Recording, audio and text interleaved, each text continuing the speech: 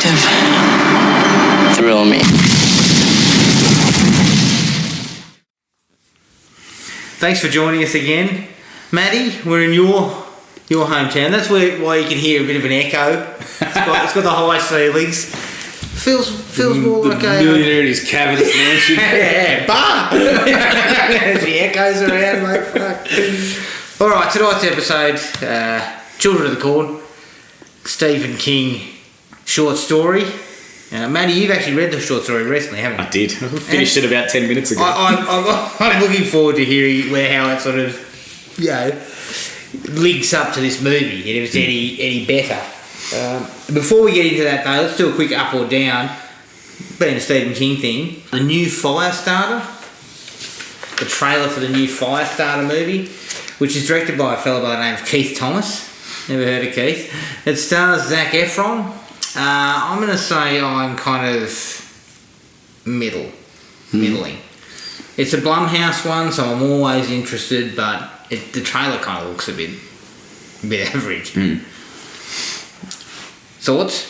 Yeah, look, Zac Efron's a good looking bloke. I think it's just referring to him setting panties on fire all over the place. Exactly.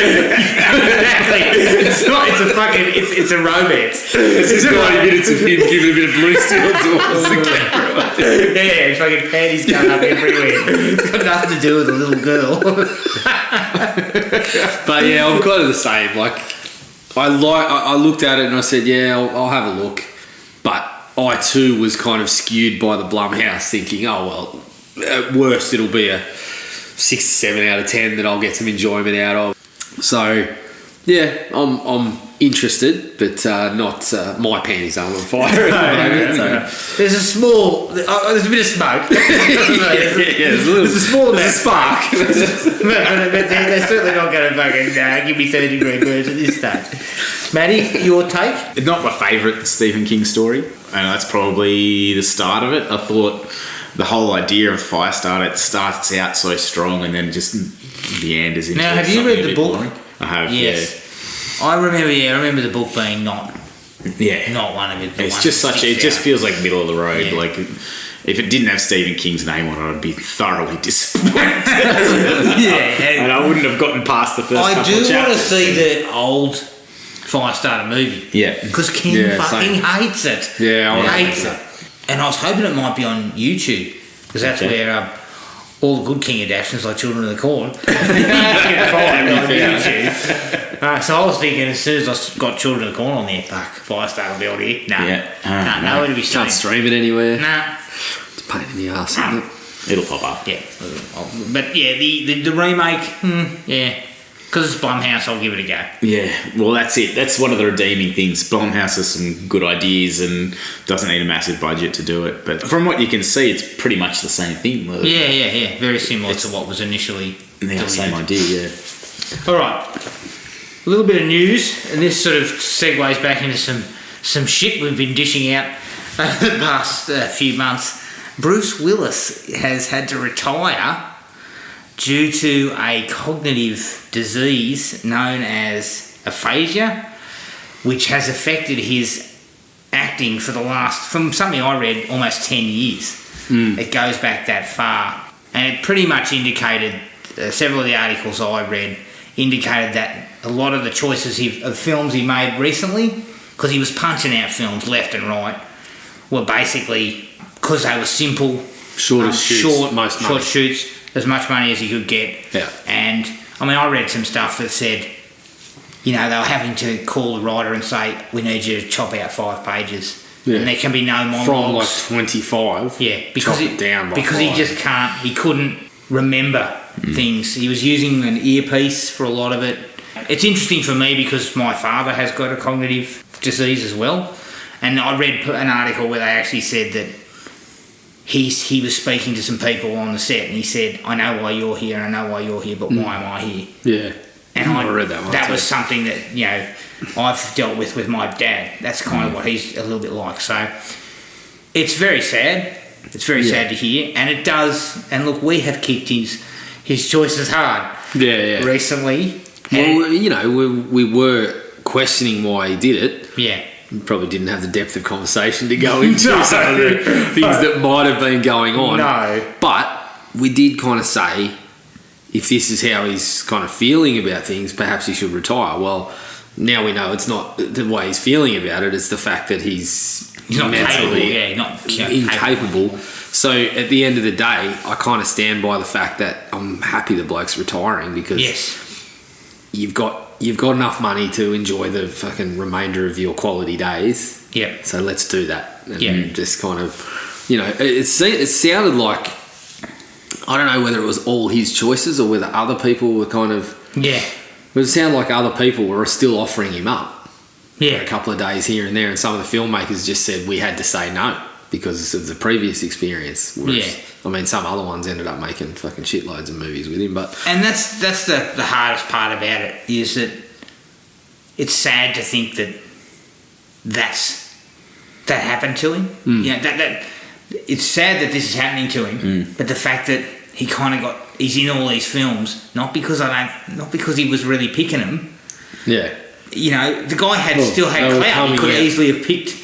Yeah, they were coming out based on what's going to be the shortest time I'm there, and what's going to be the most money I can get in the shortest time. Like, there was other stories in there about that he was scheduled in for 8-hour days, which, you know, for some actors can be quite short. That's not a long day. That's not a whole, you know, there's sometimes you're doing a fucking 16-hour shoot or a 20-hour shoot or whatever.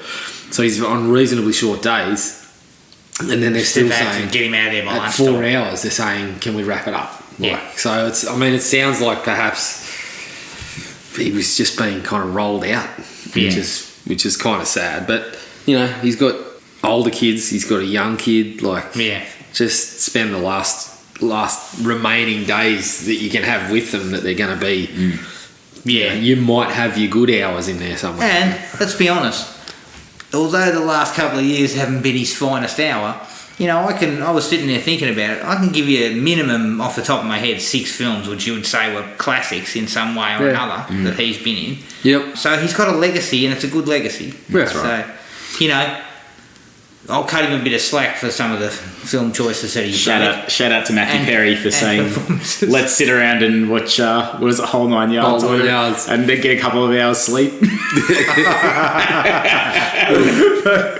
But nice to hear some tributes. He's given himself an opportunity to get that legacy fortified.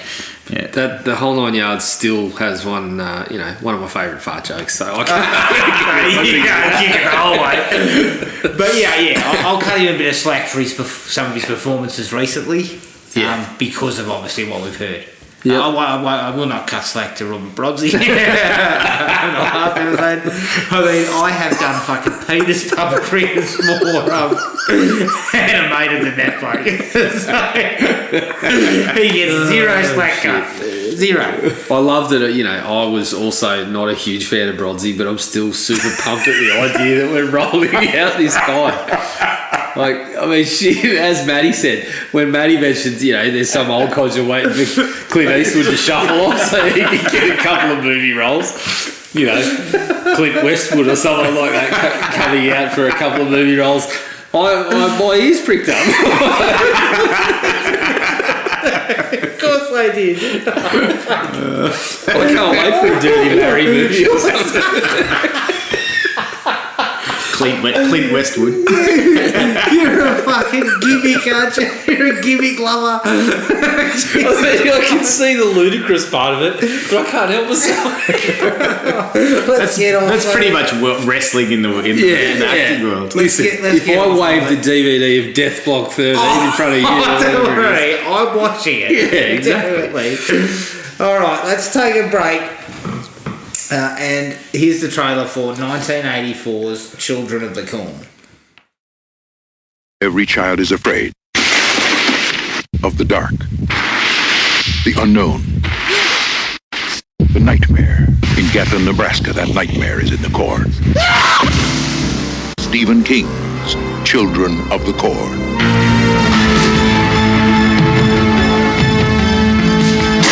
Praise God! Praise the Lord!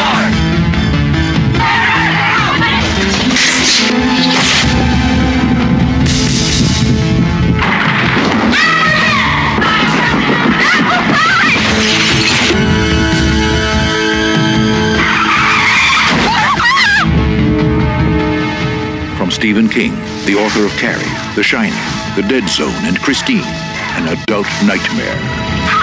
Children of the Corn. I'm here, Lord!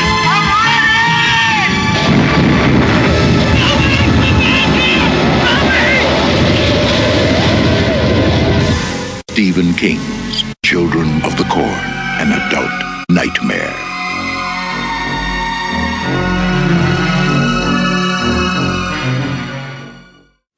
Children of the Corn, 1984, directed by Fritz Kirsch, who made Into the Sun. It's produced by Donald P. Borchers, who produced Two Moon Junction, noted smut film, correctly, I've actually from seen my that heady days in the 90s. I've seen that one. I was a bit of a fan of Cheryl and Fed. And I believe a long-haired Richard Tyson was in it. Burl eyes. And Terence Kirby, who produced a heap of ABC after-school specials. It was written by George Goldsmith, who wrote Force 5, and it's based on a short story by Stephen King. Also, smutty. Smutty roots. Noted smut peddler King, who I believe the story was in Penthouse. I think Penthouse it or was. Playboy? It was one of those. I think it was one of Let's them. face it, Penthouse was low-class Playboy, basically. Yeah, but You know. I mean, this is low class King, so Exactly. It starred Peter Horton as Bert, Linda Hamilton as Vicky, R.G. Armstrong as Deal, John Franklin as Isaac, and Courtney Gaines as Malachi. The budget was $800,000. The box office was $14 million, so it did all right. The film's budget was originally $1.3 million, according to the director, but shortly before filming began, Stephen King demanded more payment in order for the studio to use his name in the marketing. So the studio was forced to give King $500,000.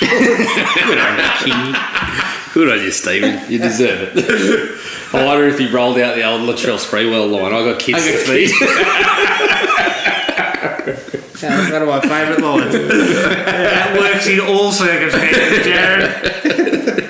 Even if you're a fucking multi-millionaire basketballer and you've just choked your coach. Oh, man. Alright, Children of the Corn, 84. Matty. I really like this one. Nostalgia glasses on. Is Very this going to be a fucking snake eyes? Well, look, you said it made 14 million at the box office. It made about $1 million off me as a rental at Video Easy. So for me, I really enjoy it. It's got a lot of nostalgia. The music's creepy, and the plot I didn't really care about because when I saw it when I was a kid, and it still entertained me. So I gave it a 3.5. He's a snake eyes. Exactly. Oh, fucking hell. I thought Will Smith slapping Chris Rock was a fucking G up. Now you're giving this 3.5. Holy shit. Alright, Jared, bring us back down to earth, will ya? Oh, excuse me. Come on. Yeah, Get serious about it. I'll bring it down a peg. I'll bring it down a peg or two. 2 for me. 2. Yeah, look, there's things to like about it. There's mainly the imagery, because the story, fuck, I can't make head nor tail. But biggest issue is it's just boring for a lot of the runtime. There was definitely something there. There's still something to enjoy about it. I'll probably go back to it because I'm still trying to decipher what the fuck's going on. So I probably will watch it again at some point when I get curious again. You need to watch it at 1.75. Yeah. Very entertaining. Very It takes entertaining. 40 minutes. But no, it's Fuck, I was on YouTube, mate. I didn't have that option. Yeah. Well, yeah, on YouTube you can speed it up to Okay, 2.5 if you want. I'm going to watch that thing in 30 minutes. And have been none the wiser about the plot, even though, I mean, when I watched it at proper speed, I was Yeah, YouTube's got the most options for speed, so you would have been laughing, mate. Yeah, I think it's definitely got some things to like. I think the best thing for me is the casting of the two main kids. Yeah. I think they work really well. Yeah. But it's just, not much happens to the main characters for a long stretch, and then we'll get into what goes on down the down the stretch of the film, but 2 for me. Okay. I'm fucking baffled that there's more movies out of this short story than any other Stephen King property by far. Is it? Well, we're up to There's about 6 at 10 least. now. 10? Yeah, there's Children of the Corn 1 through 6 at least, and then there was a remake. I think there was another one. There was after a that. remake, was there? Yeah, there was a remake on Sci-Fi in about 2010 or maybe a little bit earlier. Then there was one after that. Now there's another remake / prequel that came out last year. So we're pushing 10. So King, do you think King's upset about all this, or do you think it's just? I mean, it was filthy. It was filthy when he was filthy at the first one when they didn't want his script, and he's fucking fuming at Firestarter. But when this, when the checks keep coming in for a short story that he sold to a smut magazine, when 40 years down the track, there's another knock on the door saying, "We've got another check for you. Would you let us make it?" Oh, fuck, I suppose. I mean, shit, I haven't had a hot dinner since since the last one came out. This will get me a fucking Happy Meal. Thanks for whipping out another Children of the Court picture for me. I cannot believe that this has got the most films based on a Stephen King property. Not even close. I gave it a 1.5. It's overall a miss in the King canon. You've been murdered in some real nuts It has ominous locales, and I like some of the ideas, and I think the opening sequence is actually very, very startling. Yeah. And really well handled. But just nothing happens. Like, the fucking bloke driving the car is the biggest idiot. I mean, his way of doing things is like, oh yeah, let's just go in there. He just sort of seems to go around in circles. He's an idiot, but I didn't mind that. He was. I also don't quite understand what the fuck He Who Walks Behind the Rose was. The whole concept of it and everything. I did kind of like the way. I thought Matty would be able to enlighten us, but then I read, I heard briefly that in the book it's a fucking corn demon as well. Just a god. They just call it a god. That's all. Yeah. Does it? Just to touch on the book briefly, does it explain how it came about? Nothing. No. Okay. They just say it's in the corn. There's no weeds in the corn. There's no crows in the corn. Yeah. There's no bugs near the corn. But the corn grows when it's happy and it doesn't when it's not. I mean, because I'm working my way through the sequels. Where I'm at now, they're fucking talking about fungus on the corn and all sorts of shit. So I'm still Is this 3? none the wiser. 3? 3 went with a little bit of creature feature work at the end. There was fungus in 3 and creature.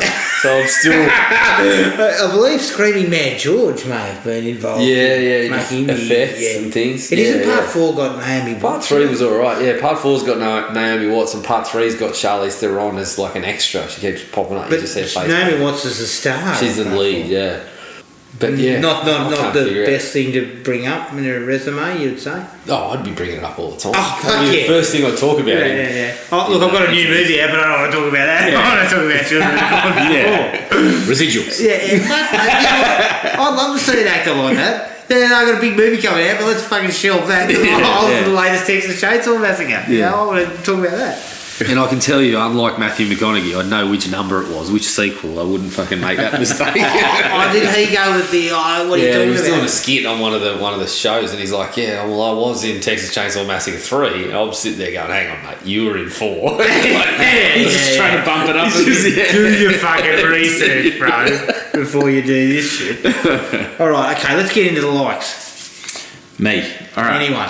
The opening sequence you guys started with. Yes. They cover a lot of ground just with the child's voiceover, and you think you're getting into this naive small town. Yeah, well, the naive narrator, and you get the small town. That scene's great. The whole the hand in the slicer as being a child when I saw it, and having worked in a pizza shop, I got the best of what could have been. The old hand through the slicer gag. Yeah. The old kid standing by the pinball machine. Well, was it? But it's got some powerful stuff in it. Yes. When the kids start whipping out these knives and things, and Isaac kind of peering through the window while it's going on. Creepy. I think very images at the start too, where they just show a couple of seconds of a few kind of landscapes and shit, reminded me a little bit of like Halloween 4, where it starts to paint this kind of stark picture of where we are.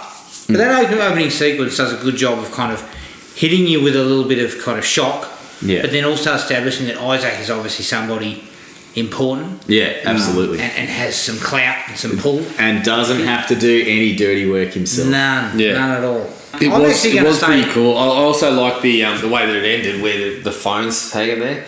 Then you hear the other person at the other end. I mean, I giggled a little bit, but I thought it was pretty effective. You hear the kid on the person on the other end start going, "What are you kids doing?" And then, like that, they're getting killed as well. Yeah. I thought that was kind of effective. Yeah. I do have a major problem with what it does to other parts of the movie, but in itself, it is a pretty effective scene. little scene. I will say that I think the acting's not bad. Yeah. You know, the leads are solid. Yeah. Most of the adult characters are reasonable pros, and the kids, I think, not only they look a little bit creepy. Oh yeah, but they're smiling at inappropriate times. Yeah, and Malachi, fuck. Yeah. Malachi, last seen by me in modern classic Candy Corn. Oh, was he? Yeah, he's in Candy Corn. He's Classic. good, but Isaac to me looks like.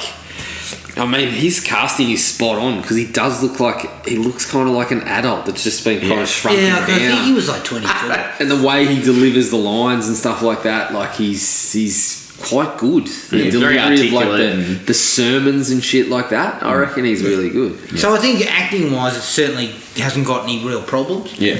For me personally, you hit the nail on the head about the rural sort of setting is kind of cool. It's it's classic King. That kind of small town, religious overtones. and it works. It always seems to work for him. Yeah, he usually paints a really good picture of that type of stuff. Yeah, so that stuff all works well. Yeah, you mentioned Malachi. I like that there's a power play, and at times it feels like this is what it would be like if there were kids in charge. No one can really organise themselves properly, and there's no order. Yeah. In the society that they've got. Yeah, they're happy to listen to a complete moron. Yeah, exactly. Because they don't know any different. They're just like...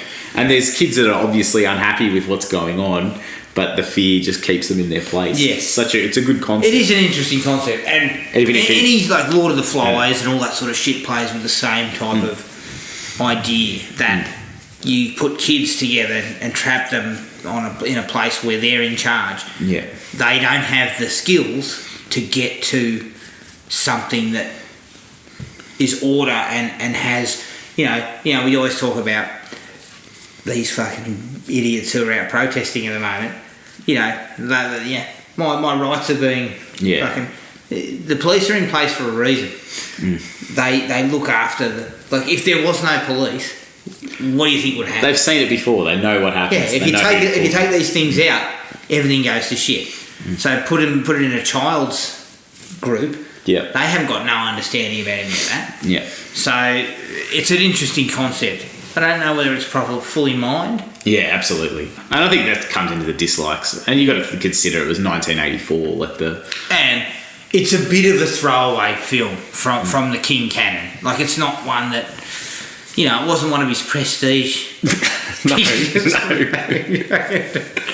But I mean, at that time, and I believe now we've come back around to that time where anything if the bloke wipes his bum, somebody can pull out an 8-part TV series out of it. Stephen King's shit, an 8-part special. I'm pretty sure he's to get his name on the market, he'd need a bit more than $500,000 these days. Yeah, fuck yeah. I mean, look. He's not such a low life anymore that he'll take $500K of your budget and screw you royally. It's funny because every time, you hear stories of when he does like the product and he's included in it, that he's fucking great. The people love him. But then if he gets shafted like this, all of a sudden the price goes up. Yeah, I'll see. Goes, hang on, you left a 0 off there. Can be a little Stephen's petty and he's a fucking child. Sometimes he says, I need $500K. I know it's a late call, but we're about to start shooting, Stephen. No, I don't care. I need $500K. Just sack a few people, call the stars that you've got locked in back and tell them that they're not required. What's Richard Strawberry? But look, I didn't find a lot to like in the mid portion of the film. Yeah. No. The finale at least breathes a bit of life into it. Things start to happen. It gets a bit more exciting. Breathe something into it. Okay, it's fucking. Stevie could have It's breathed. the last breath of a corpse, but it's still in there. Stevie could have breathed a little more into it if he had, maybe just asked for 400 and left him a special effects budget. But Stephen fucking he was hard and fast at 500k, mate. He wasn't going to go any lower. can we make it 475? No, you can't. I've tabled your offer. No, you can make it. I have not accepted it. I'll take 500. you can make it 475. I reckon Stephen. Stephen's fucking manager immediately came out, I need $1 million. And I was like, the fucking movie won't even get made. Oh, alright, I'll take it. Shit. Oh, that's good. Oh, yeah. But the finale at least gets a bit more tense and exciting, and some stuff begins to happen. Yeah. The chase is on with the kids and Bert, whatever his Malachi's got his surge of power. Malachi's trying to overthrow, and then you've got, he walks behind the rose, and you've got the, them being kind of... Tremors special effect in the Yeah, ground. I did kind of like that, though. I think it kind of looked Yeah, that's practical. That practical sort of effect looks really good. Everything was okay until it came out of the ground. that was the problem. Yeah, and the whole setting the cornfield on fire and all that. All That little kind kid of- had some good one-liners right at the end there. That stuff actually works. It's like the moment where he's like, so we've killed it, right? Yeah. So why are we still running? I loved it. It's actually probably the best sequence of the film, the finale, because it actually ramps up to something, and when it gets there, it's actually pretty well done. So Was that where your 1.5 was? yeah, well, 1.5 is predominantly in that area, and there's a reasonable jump scare when the girl comes out of the back seat of the car. Yeah. I must admit I farted. So when I do that, She was creepy. I like that church scene as well. And when you find out that they're trying to kill them based on the age and sort of things. And the sort of kid's coming cutting together. himself, isn't he? Yeah. And sort of becoming a sacrifice. They didn't do as good a job of that as a book. I'm just because I Now- read the book. The Well, I was going to say, on that, in the book, it's been going on for like a decade, right? Yeah. Yeah, okay. And then the other thing is it's sort of not explicit. You haven't figured it out. It's the detective story being unravelled. Yeah. It's not given that these kids have overruled. You don't have that exposition at the beginning of it for what's actually going on in the town. So it's a bit more impactful when he's reading through. That's like the big aha moment. He's figuring it out. Oh, See, they're living 18 years See, old. Jared, that's why it's in Penthouse. It's more of a slow burn. The slow burn. Thriller. Yeah. The pages in Penthouse is perfectly. Pages in Penthouse. Squeeze McKee, a couple of tit shots. I don't know. Yeah, I don't know how someone's going from having a tug in the toilet to. I really need to read. I really need to read about Malachi. Just when you're aroused and then you read a couple, 20 pages of a couple arguing in a car, I'm sure that's brought you down a touch. Yeah, true. I need to get my mind off Isaac. All right, that's all I had. Yeah, I had a couple more. I here we thought you might have mentioned it already. I probably drifted off, but Is that because of me? No, Or is it because of Stephen King? maybe because of me. I was just fucking daydreaming for a minute there. But Joseph's death, I actually liked when he they sort of intercut him trying to escape with him then getting fucking mowed over by Dr. Dildo in the car. Fucking worst doctor in history too. Yeah, I thought things were still going all right there. Things were still going in a direction where the pace was still there, and then it just turned glacial in a... That was where the 500k was taken. Yeah, that was the day that Stephen turned up with a new Rolex in a fur coat on. said, "How's the budget looking?" The No, he pulled out some paperwork and flicked through it and went, Punch is looking pretty healthy. Yeah. Because I'm sure- take a little bit of this. I'm sure that 500k demand would have had nothing to do with them not wanting to use Stephen's version of the script. No, just non-screenwriter. Yeah, if you listen to the screenwriter, started with 35 pages of the couple in the car, so it could have been possibly worse at that point. 35 pages in the car. Fuck me, Jeff. He really wanted to establish they're having marital issues. Oh, shit. Oh, yeah, okay. I know they hate each other. Fuck. Let's move on. And so he was all steamed up about them using someone else's script, and then his agent said, "Listen, I'm sure I can make you feel better. Here's how we do it." But yeah, I liked that when they ran over him, and they also wind up with that bit where Linda Hamilton's still in the car while the doctor's at the road, and they cheat, but there was again some kind of creepy imagery there of the fucking Malachi sneaking around the car and the shots of holding the knife in the mirror and stuff, which I thought were all right. You mentioned the ideas about religion and the hold in that part of America and the fact that every radio station they turn on. I mean, there's some ideas there, but as you said, they're not fleshed out. They're not kind of built up. It seems like Stephen had an idea and then said, "How do I finish this? Corn demon." Okay. Yeah, I've got through all the really good ideas to make you think. Now I'll throw you a fucking corn demon to really sell it.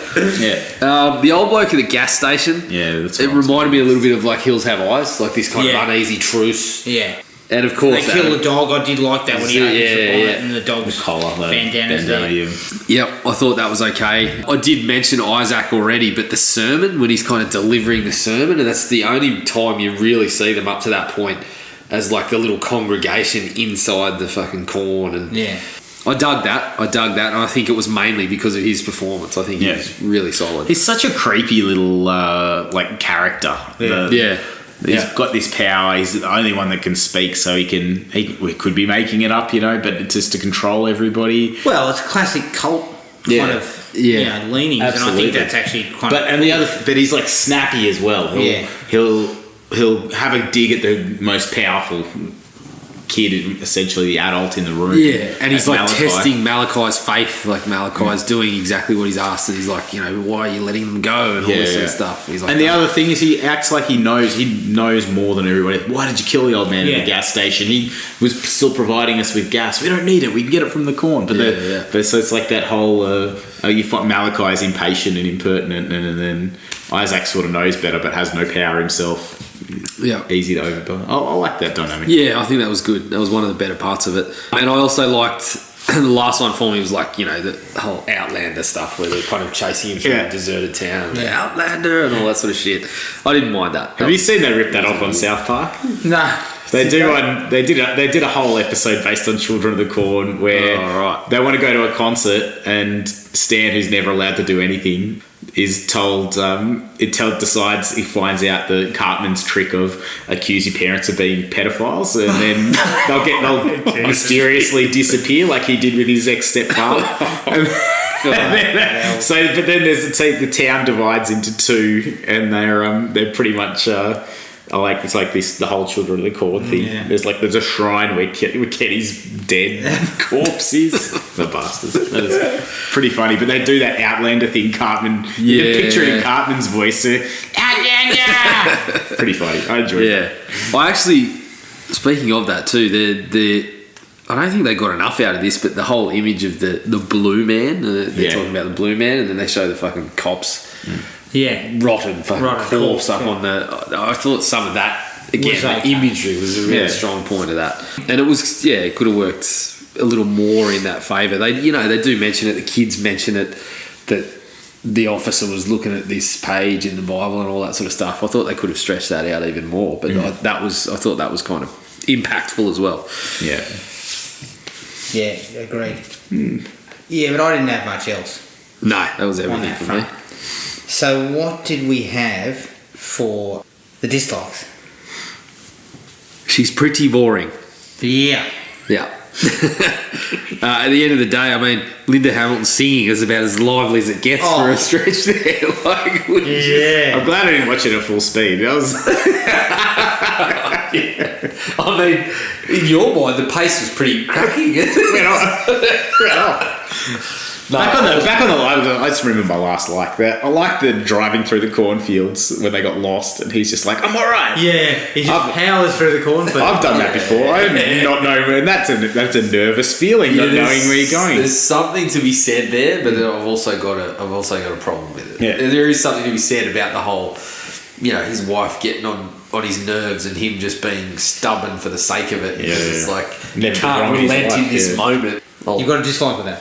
Go on. Well, I mean, at what point when there's cornrows in every direction on all sides do you think maybe I should throw her in reverse? Yeah. Back out where we came from, because I'm pretty sure that like the roads that are going through there are not right in the middle of the field. No, they're not. Yeah, that was again just a small one. Not only is it boring though, but it looks cheap. It looks pretty cheap. I think they do a pretty in good parts, job of stretching their small budget as far as it will go. Yeah. But you just can't hide some of the things like the dummy of the boy who's run over. Yes. Yeah. And some of the visual effects at the end. Yeah. Which The black taking over. I'd have been very uncomfortable using that shit. Like looking at it, I would have been thinking we need to look at another way to do it. You could have just used some how do smoke or something. Yeah. How do you go to the premiere of that and see that and then think, geez, we've nailed that, haven't we?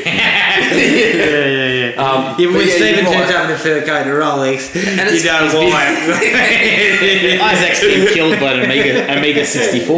Well, you see that part, and Stephen's there fucking chomping a Cuban cigar, a Cuban cigar, like it's a tough pill to swallow. But for the most part, it is able to work around it because I mean the setting's really good, and it's hard to when you got that sort of cornfield setup that you've got there. It's hard to make that look cheap until you bring the effects in there at the end. You never really get to know the characters much either. No, all you know is that they're having a bit of disagreements that seem to kind of just pop up out of nowhere. They go from happy in the hotel to... Yeah. For some reason, I always remember the story where they were at each other's throats. He wants to kill her. Right. They're like, this is the last ditch effort to save the man. But yet In the the movie book, doesn't that's the sort case, of right? purport to any of that. No. And watching the movie again, I was like, well, I thought they sort of were really at odds with each other, but they're not. Like, there's really very little. There's a point in the book, in the story, where he's not even sure if she's been taken away, and he can't think about it because he's just stabbed a kid in the throat and he's loved it. That was the most, he can't even bring her image to his head. Yeah. And And so I think the book, I mean, obviously in the Stephen King screenplay, we would have had 35 pages really fleshed out. really made at each other's throats in Stephen's. But he does slap her at one point in the movie? in the story. Oh, in the story. Yeah, in the movie, none of that occurs. And you really don't get much at all about them. It's more she's a bit anxious. Yeah. And he's a perfectionist and he's used to being right. But yet, There's a bit of a power play. they kind of between also the two. cut away from them and establish the kids. It's more for a while. It's more though in the movie that she wants to get married. She makes jokes about it, and he's just like, okay, what else? That's not possible. Let's not discuss that anymore. Like that's kind of how he handles it. Yeah. But you don't really get to know them, and you probably don't really know that much about the kids. They try their best to flesh some of that out because of all the religious stuff and all that kind of jazz, and that works a little better. But still, it's all fairly surface level. Did you like the girl doing the pictures? These innocent little pictures. Yeah. I thought that was Some of that stuff was kind of creepy. Yeah. Although they were one of my dislikes. The kids that are being kind of protected, which were added in, right? They're not in the story. Is that right? Yeah, they're not in. They just don't seem to bring a lot. There's a couple of moments where you think it might be building up to something where they speak about what they're not allowed to do and all this sort of stuff, and they're sort of breaking free from that. And I thought, well, maybe that's playing into the religious stuff. They're talking about the religious aspects of the town and not being able to be kind of free to do what you want to do and the constraints that are put on you. But it doesn't really kind of go anywhere. And they're obviously they're young kids, but the performances are way overshadowed by everyone else. The other kids in the movie, the adults. Yeah. So they're just kind of there. They're not really driving much along until the end, where the little boy's sort of taking a little bit of he doesn't do bad at the end. ownership and like even the voiceover just kind of sounds like a kid. Just here's the slip of paper, just read this for us, kid. Like, I mean, we could have afforded a couple more sessions in the studio if fucking Stephen hadn't needed a new pair of Julius Marlowe's or something like that. I just got the greedy prick. I got a little bit irritated watching it going, the two adults have just turned into the parents. Yeah. But in that situation, when they're used to seeing all this bloodshed and they're like, can we come live with you? And Of course. She's like, yeah, of course you can. He's like, we can talk about it. But it was just like, there was a whole bunch of, I'm going to protect you. And they've survived this long in this wilderness. And I think that was an opportunity for the kids to actually save the adults a couple of times that didn't happen. Yeah. Look, I'd never fully understand what they were preaching to and how He Who Walks Behind the Rose came about and why they had to kill all the, it was adult sacrifices, Yeah. But it's so clumsy because nothing is really explained. There's no even all you needed was a small scene of exposition where you explain how long it had been going on for, why or how it came about, how Isaac became the guy. I just don't feel there's enough there it feels like it stops at Isaac. They kind of put this idea together and then it stops. Well, that's all you've got is he's the one that can hear he who behind the rose talk. That's all. So I thought there was going to be more to He Who Walks Behind the Rose that you could kind of read into and start fucking figuring out. Is this the same in the story? Is there any explanation other than the fact that it's been going on for 10 years? It's been going on for a while. That's always there. It's a god. There's like stories of it's a god. Okay. So I think the movie's hamstrung by the fact that there's probably not enough there anyway. And I mean, it's connected to how prosperous the area is. I'm looking for a little bit more based on the fact that it seems like, yes, Stephen's trying to say something about religion or in the book Malachi impregnates some girl and then walks into the cornrows. Like there's none of the big fights between him and Isaac. It's just a given. This is what we're going to keep doing. But I feel like I'm looking for more because I'm sitting there thinking, okay, we're going somewhere with this. We're developing something. We're saying something, and then we fucking in the end we defeat the thing with a Molotov cocktail. So am I looking in the wrong places or what? You're looking in the wrong place. I don't know what. It definitely leaves itself open to that stuff, doesn't it? Yeah, I've just got, and I'm not going to profess to be some genius when it comes to this sort of decoding some of this sort of stuff. But normally, even something like It, you can read, you can toss out some theories, you can about what Pennywise represents and that sort of thing. This, it just doesn't. I've got nothing. Like I don't get it. No, I would agree. It struggles to sort of connect what they're putting forward with some kind of, I don't know, exposition as to how it came about and what happened. It just doesn't bother. Maybe it's just because there's no real time. There's no point in trying to find it because the source material doesn't offer it. So, when you're halfway through and then your budget slashed by $500K, you have to pull out some scenes. Was there some stuff that maybe explained it more, but it had to come out? It doesn't seem like quite the case. When you lose money, you'd probably cut out effects scenes. So I don't know. I don't think there was any. They did that. Yeah, they did. Look, this is just a bugbear of mine, but I find it very hard to believe that you would hit a kid full on front on with your car at 60k and there's a couple of blood drops and that's it. Yeah. I mean, the car would be fucking ruined. It would be absolutely ruined. So yeah, a little bit hard to swallow. I don't know, those old steel frames. I know, but even the front, the bonnet and everything would be knackered. Glass might have got smashed. Yeah. I mean, that kid would have been doing fucking cartwheels over the top of the car. If he wasn't made of wood. I think he was made of like crushed up newspaper shoved into some clothing, judging by how it looks. Now, Bert, just one dopey motherfucker. Every decision he makes is the wrong one. Like every move he makes, every step he takes, shit ass. He always fucking goes the wrong way. He thinks what he should have said. Fucking goes back to the car every time. I mean, I'm on foot through the cornfields, for fuck's sake. I'm getting out of there. Is Bert the kind of bloke that has a fiver on the Washington Generals? Is that what it is? Yeah, he's one of those guys. I have to get up sometime.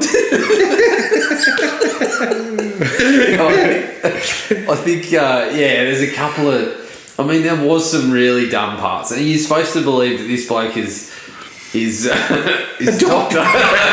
You would think there'd be a couple of reasonable decisions in there. At one point, they're about to leave town. And they decide, all right, well, this place isn't going to cut it for us. He sees a door opening. There's no one there. He sees a door fly open. I better check that out. Yeah, the arrogance. That's part of his personality. Just keep driving, dick brain. I think I see another fucking cornfield we could just plough on through for 20 k's before you decide to change direction. Let's go and have some fun. Drive through that fucking cornfield over there. He's forgotten his Hippocratic oath when he's got the corpse in the back seat in the boot. He's forgotten all about that. His Hippocratic oath. I mean, all he does is walk up and go, "Oh, you're dead." That's the fucking extent of his saying. I mean, I didn't need 4 years at medical school to make that call, mate. Did they ever say there was a medical doctor? Maybe he's like a doctor in philosophy or something. And he's Dr. Oz. He's just like spouting. No, he's Dr. Phil. He's fucking... I didn't need to check his pulse. He'd flown over the car.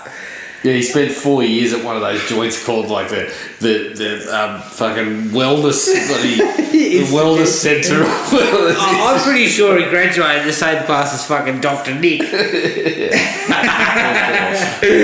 There's a couple of unintentionally funny moments when after Bert stabbed in the church. He makes a run for it.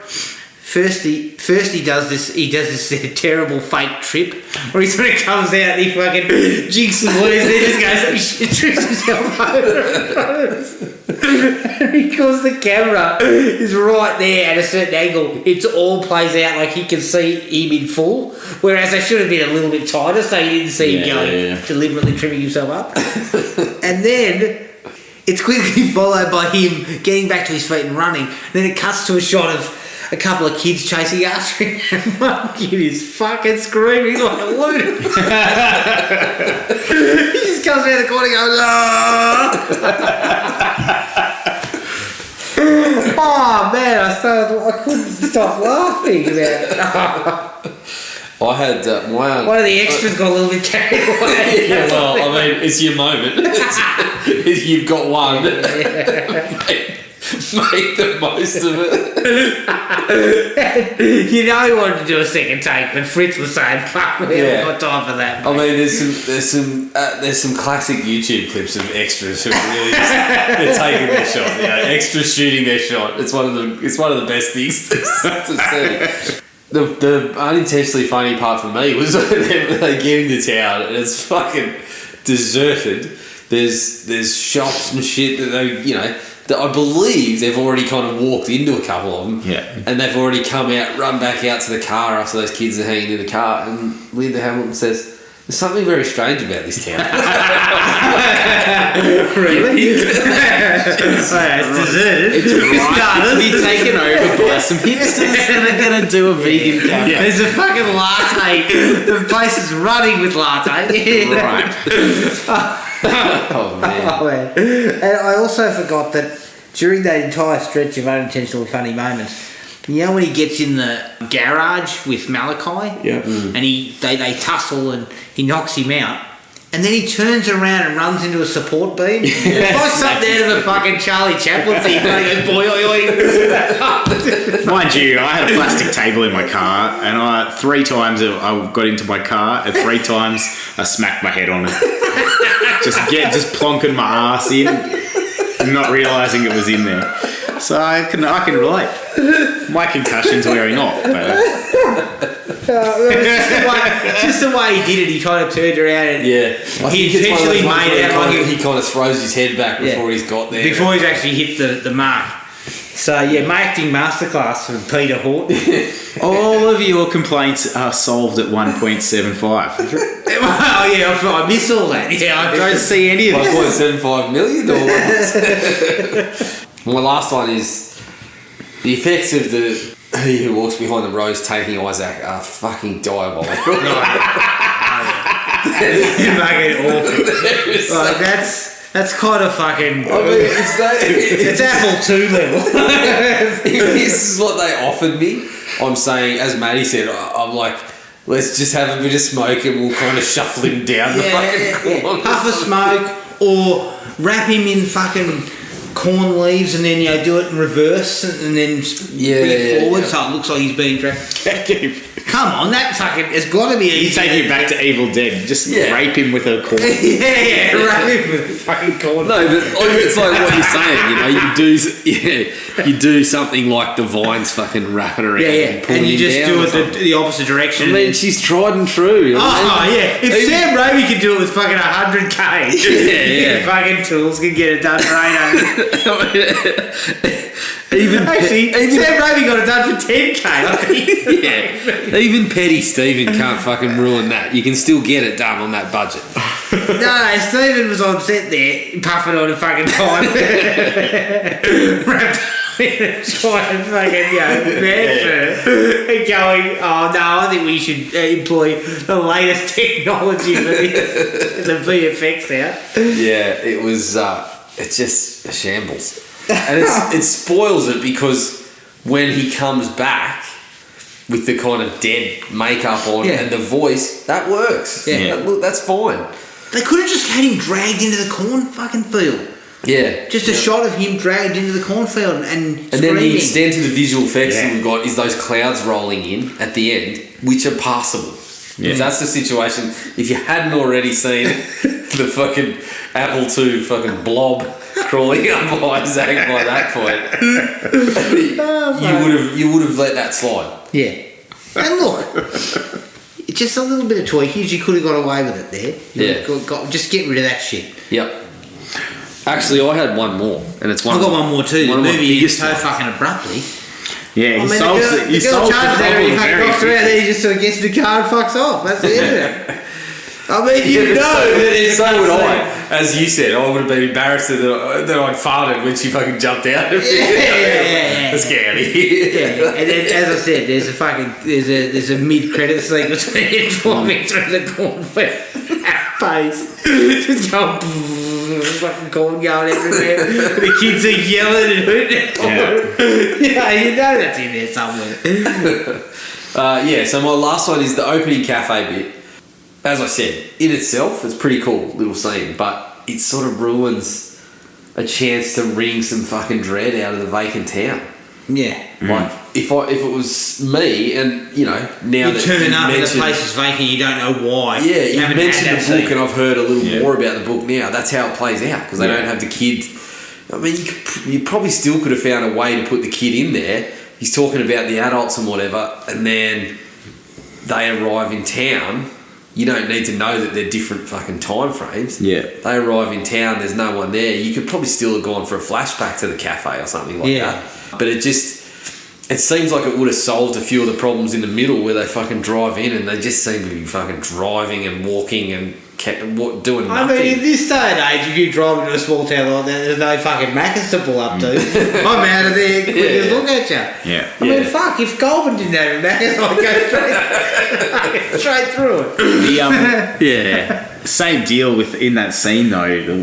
One of the problems is the adult is actually helping out, like drugging the coffee. Yes. Yeah, well, and it didn't make any sense. So what was the point of that? I didn't know. Yeah, I looked at it and I'm like, yeah, she's definitely an adult, right? She's not like one of the older kids. And then she's like walking out like a zombie, in stupor. I'm like, it doesn't make any sense. Like, why did they put a sickle through it? Yeah, that's right. Because they put a sickle through every other adult in the room. So I thought the way they would play that was that she was the teenage waitress or whatever that was fucking doing just that. had a Golden Girls haircut. But obviously not. I'm not saying that's what I thought it was, but I thought the way they would have played it, what they should have played it is instead of a Golden Girl behind the counter, it was just a teenage. Fucking Sophia's behind the counter. I think that's she who walks behind the rose. Yeah. One of my dislikes is I've had that bloody child choir in my head. Days. Yeah. Actually, the music wasn't bad. It wasn't bad, actually. It's actually one of the stronger. But you're right. You know exactly where you are when that there. starts. Fucking knows. I didn't have anything else. Anything else? No. Anything? But you're right. I mean, come on, Doc. We were fucking getting out of there the second. As soon as I just ran over someone. This is a small town. They probably don't have a police force. I'm out of here. I'm picking that kid up by his fucking shorts, throwing him into the cornfield. You could have fixed it very quickly. We ran over a kid, but more importantly, we can't get a fucking Big Mac in this town. So let's get out of here. You could have fixed it very quickly by overemphasising how arrogant the doctor was, or by having some sort of social justice slant on it. There's a kid we need to help. And Oh yeah, no. I was going to turn myself in, but you folks don't have a fucking. I can't get a feel out of it. If I had to give my confession, I require a hot apple pie and a packet of cookies, or you can get fucked. Basically. Or I didn't do it. Lawyering up. Yeah, I did not do it. Who saw me? My car's 100% fucking fit. There's nothing wrong with it. It makes me laugh because I mean it'd take less than that for me to fucking hightail it out. But if you saw a fucking KFC for $10, 10 pieces of chicken for $10, you are in town for fucking a couple of nights. Even after, if I'd already encountered Isaac, if I saw KFC, 10 pieces of 10 pieces of original for $10, I'd still fall something over. weird's going on here, but there's still a 10 for 10 over there. KFC. I mean, I could see people pulled up eating the piece of KFC and then carking it like they were in the cafe. I'd still say, look, maybe I'll just take 5. Look, it's fucking 9 out of 10 gets that shit. I'm probably going to get, I'm 10 out of 10. I'll get the one that's clean. I've been eating KFC all these years. I'm sure I can handle a little bit of that stuff. Fucking, I've been poisoned many times at KFC. It's nothing. Anything else?